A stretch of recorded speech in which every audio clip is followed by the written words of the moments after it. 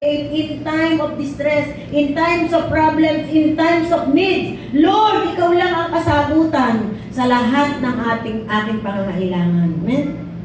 Hallelujah. At samahan nyo na rebuke in Jesus' name. We have authority. Amen ba? Amen. Lahat ng gawa ng kaaway na binibigay sa atin, hindi po ang Diyos ang may kalooban yan. Yung lahat ng mga pangit na nangyayari, pinahihintulutan lang. But we have power to cast it out. Amen. Hallelujah! Binigyan na tayo ng power ng Panginoon. Kaya nga, kung naintindihan natin o pananalangin, ito'y pakikipag-usap sa ating Panginoon upang ang lakas ng Diyos, kung tayo nananalangin, ibinababa niya sa atin yung kalungkutan, ibinababa naman niya sa ating joy, sa ating buhay. Kung yung ating pananalangin, tayo nasa kawalan, ang ibababa ng Diyos ay pagpapala. Amen! Hallelujah! Praise God! Kaya po ang sabi po doon sa 1 Thessalonians, kaya pala sabi ng Bible sa pamagitan ni Pablo, huwag kayong manawa o palagi kayong manalangin. Pray without ceasing. Ano po ang sabi doon sa Luke 18:1? Do not give up.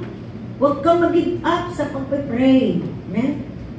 So, yan po yung pangatlong iminodel sa atin ng Panginoon sa kanyang pagsisakripisyo is by being patient to the unbelievers. Being patient. Sabi ng Panginoon sa Mark 9:19, hanggang kailan ko kayo pagtitiisan?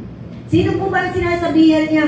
Yung siyam na disciples na pinili ng Panginoon na andoon, namingi ng prayer yung tatay noong na may batang na may spirit of ng diablo. Ano po ang sabi? Hindi napagaling, hindi napalayas. Kaya sabi ng Panginoon dun sa siyam na disciples, dahil kasama niya si Pedro, si Juan at si Santiago doon sa bundok ng Transfiguration, nakita na Pedro kung paano ang Panginoon nag-change ng kanyang katauhan.